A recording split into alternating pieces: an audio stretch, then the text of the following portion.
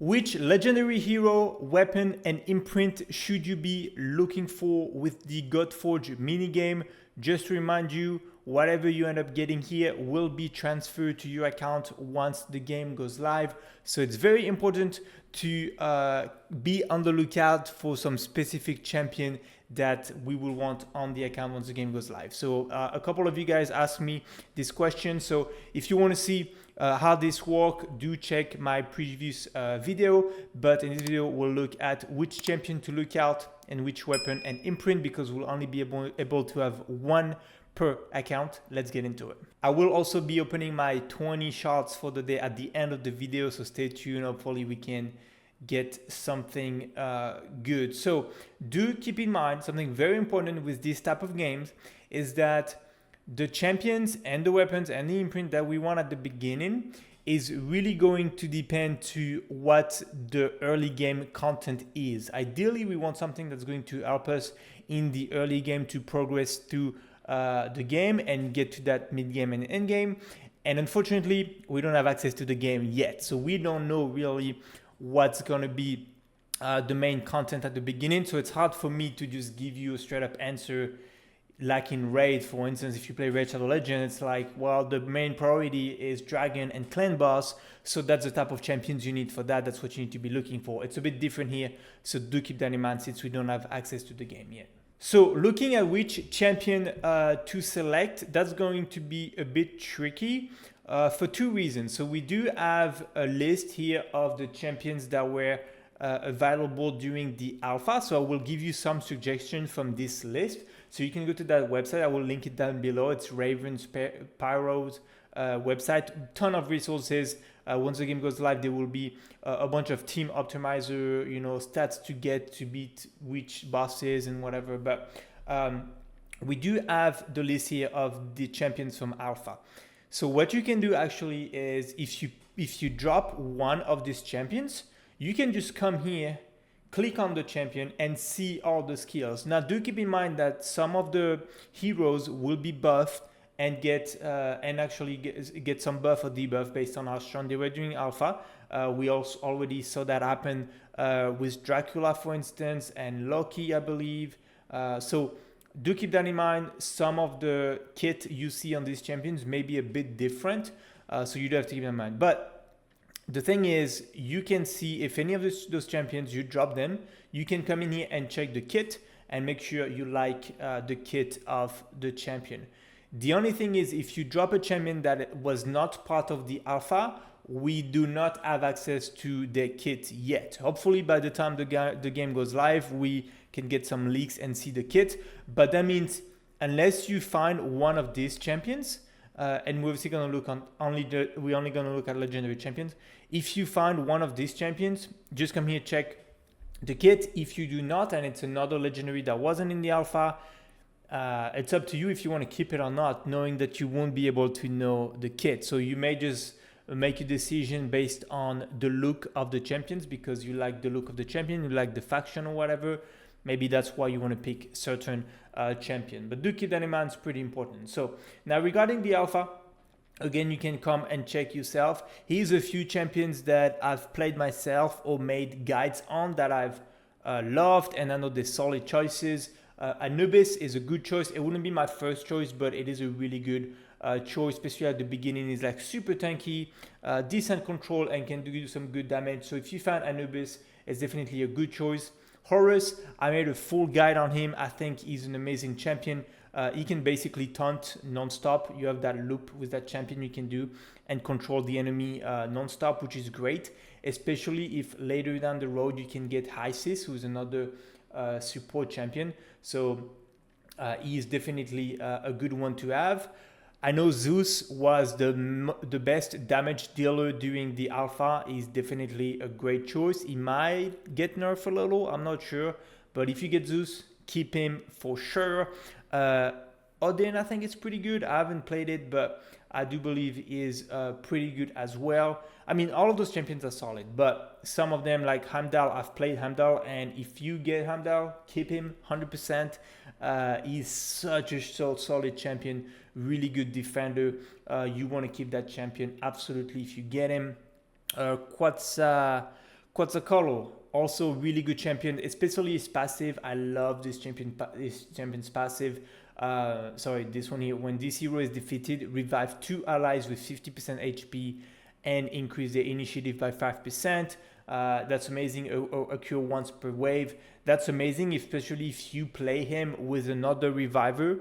That way, when he dies, you revive 2 allies. But then if you have another reviver, you can revive him for the next wave and do it again. So that's a really good champion to have as well.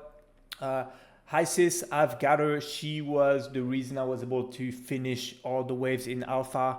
She's one of the best support champion in the game that we know of right now. So Isis, if you get her, keep her absolutely, especially if you can then get Horus later down the road. And then we do have Samash, which I really like as well. It does have a revive as well and a bunch of ally attack. Really good champ. So that's a few of the champs that, again, I've played or I've seen played a lot. I know Pengu is really good as well. So that's a really good, that list is actually really good. If you get any of those champions, I would keep them just in case. The rest of them here, I've seen some mixed reviews.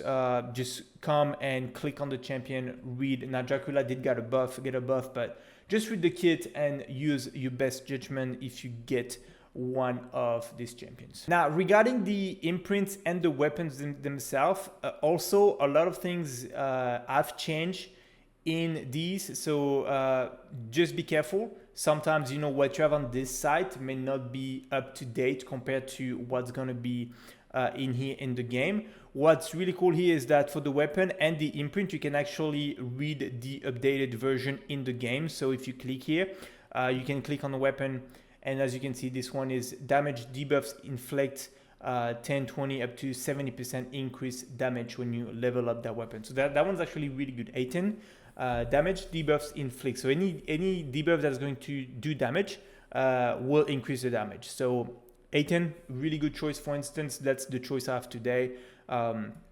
Then we have this one, I believe was changed from the alpha. If you look at it on the website, it's a bit different, but each time this hero lands a strong hit, increase their strong hit damage by 10% and reduce their incoming damage by 5%, stacking up to 7 times. So that's also World Splitter is also a really good weapon to pick. Thunderbolt, I don't know that it's as good. I think it got nerfed big time. If we look at the weapons here, Thunderbolt was actually amazing during the alpha.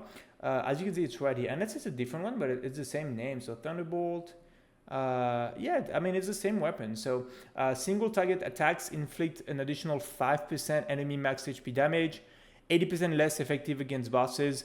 It doesn't matter, honestly, whatever percentage that is, when it's based on max HP, it's going to help greatly against bosses. So during the alpha, this weapon was amazing.